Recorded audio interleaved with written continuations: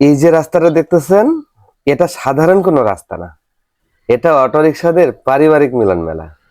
ডান দিকে তাকান অটো, বাম দিকে তাকান অটো, সামনে তাকান অটো, আর পিছনে তাকানোর জন্য দরকারই নাই, কারণ সেখানেও অটো।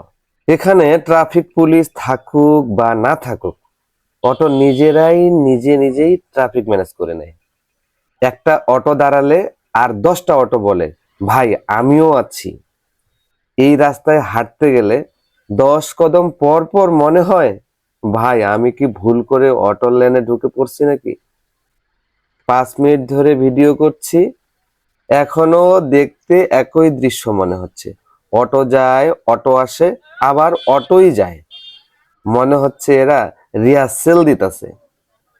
এই রাস্তায় নতুন কেউ আসলে প্রথমেই প্রশ্ন করে, ভাই এই রাস্তায় কি অটো ছাড়া কিচ্ছু চলে না? উত্তরে কয়, না ভাই, এখানে শুধু অটোর রাজত্ব।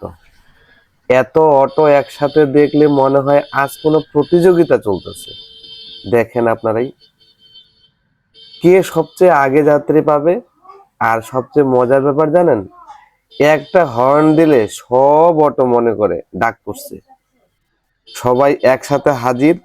সব মিলিয়ে বলা যায়, এই রাস্তা দেখলে বোঝা যায় অটো শুধু বাহন না, এটা আমাদের বাংলাদেশের প্রধান সংস্কৃতি।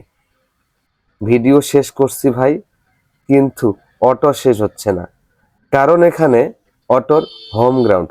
আমার ভুল হয়ে গেছে, আমাকে ক্ষমা করে দেবেন।